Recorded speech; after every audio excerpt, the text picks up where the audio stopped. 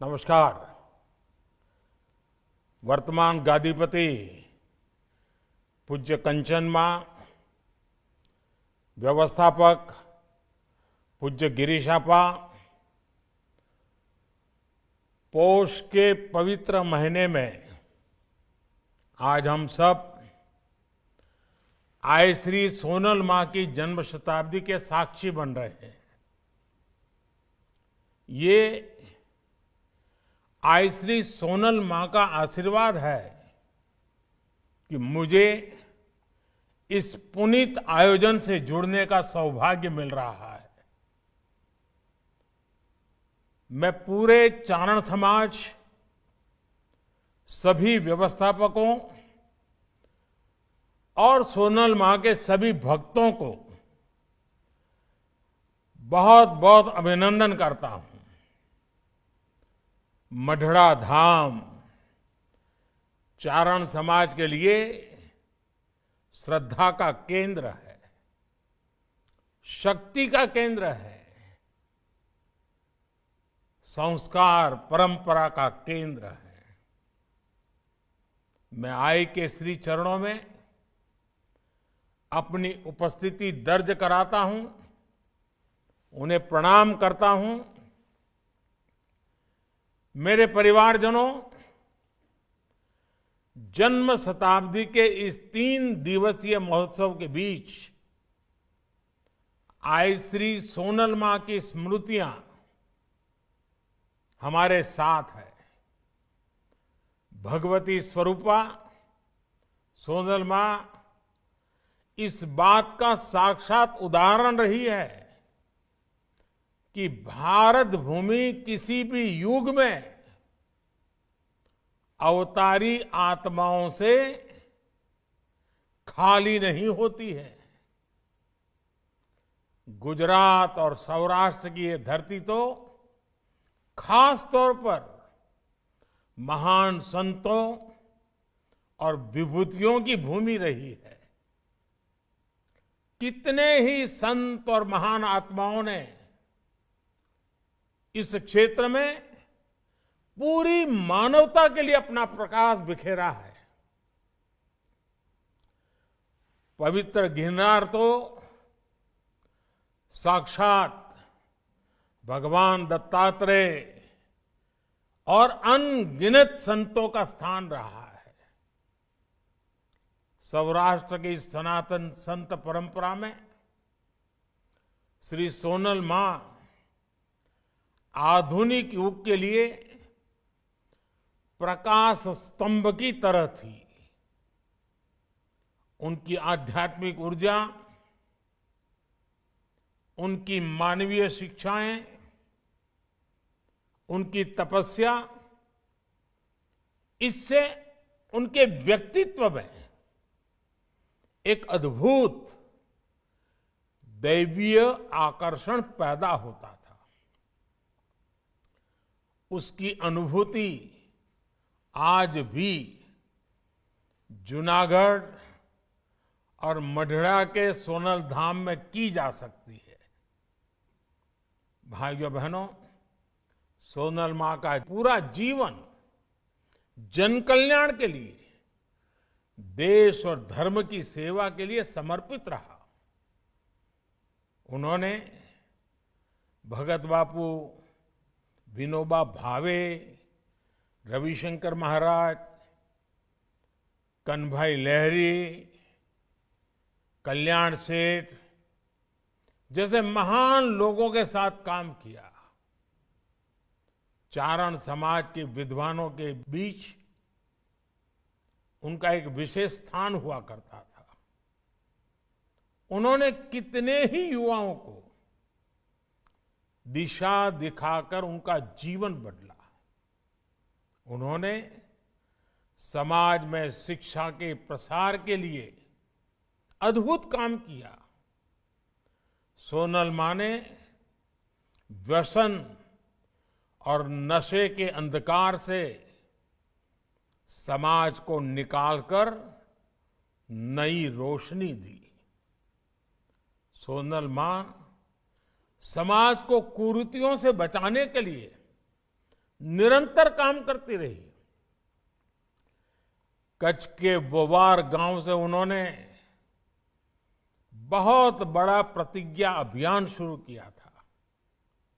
उन्होंने परिश्रम करके आत्मनिर्भर बनने पर हर किसी को सीख दी थी और उस पर जोर दिया था। पशुधन के प्रति भी उनका उतना ही बल था। पशुधन की रक्षा करने पर वो हर क्षेत्र में, हर समय आग्रह करती थी। साथियों, आध्यात्मिक और सामाजिक कार्यों के साथ ही सोनल मां देश की एकता और देश की अखंडता की भी एक मजबूत प्रहरी थी। भारत विभाजन के समय जब जूनागढ़ को तोड़ने की साजिश चल रही थी, तब उसके खिलाफ सोनल मां चंडी की तरह उठ खड़ी हुई थी। मेरे परिवारजनों, आज श्री सोनल मां देश के लिए, चारण समाज के लिए, माता सरस्वती के सभी उपासकों के लिए महान योगदान की एक महान प्रतीक थी। इस समाज को हमारे शास्त्रों में भी विशेष स्थान और सम्मान दिया गया है। भागवत पुराण जैसे ग्रंथों में चारण समाज को सीधे श्री हरि की संतान कहा गया है। इस समाज पर मां सरस्वती का विशेष आशीर्वाद भी रहा है और इसलिए इस समाज में एक से एक विद्वानों की परंपरा अविरत चलती रही है। पूज्य ठारण बापू, पूज्य ईश्वरदास जी, पिंगళ बापू, पूज्य काग बापू, मेरुभा बापू, शंकरदान बापू, शंभुदान जी, भजनीक नारायण स्वामी, हेमूबाई गढ़वी, पद्मश्री कबीरदास और पद्मश्री भिखुदान भाई गढ़वी, ऐसे कितने ही व्यक्तित्व चारण समाज के विचारों को समृद्ध करते रहे हैं। विशाल चारण साहित्य आज भी इस महान परंपरा का प्रमाण है। देशभक्ति के गीत हो या आध्यात्मिक उपदेश हो, चारण साहित्य ने सदियों से इसमें अहम भूमिका निभाई है। श्री सोनल मां की ओजस्वी वाणी खुद इसका एक बहुत बड़ा उदाहरण रही है। उन्हें पारंपरिक पद्धति से कभी शिक्षा नहीं मिली, लेकिन संस्कृत भाषा, उस पर भी उनकी अद्भुत पकड़ थी। शास्त्रों का उन्हें गहराई से ज्ञान प्राप्त था। उनके मुख से जिसने भी रामायण की मधुर कथा सुनी, वो कभी नहीं भूल पाया। हम सब कल्पना कर सकते हैं कि आज जब अयोध्या में 22 जनवरी को श्री राम मंदिर में प्राण प्रतिष्ठा का कार्यक्रम होने जा रहा है, तो श्री सोनल मां कितनी प्रसन्न होगी। आज इस अवसर पर मैं आप सभी से 22 जनवरी को हरेक के घर में शाम को श्री राम ज्योति प्रज्वलित करने का आग्रह भी करूंगा। कल से ही हमने अपने मंदिरों में स्वच्छता के लिए विशेष अभियान भी शुरू किया है। इस दिशा में भी हमें मिलकर काम करना है। मुझे विश्वास है हमारे ऐसे प्रयासों से श्री सोनल मां की खुशी अनेक गुना बढ़ जाएगी। साथियों, आज जब भारत विकसित होने के लक्ष्य पर, आत्मनिर्भर होने के लक्ष्य पर काम कर रहा है, तो आज श्री सोनल मां की प्रेरणा हमें नई ऊर्जा देती है। इन लक्ष्यों की प्राप्ति में चारण समाज की भी बड़ी भूमिका है।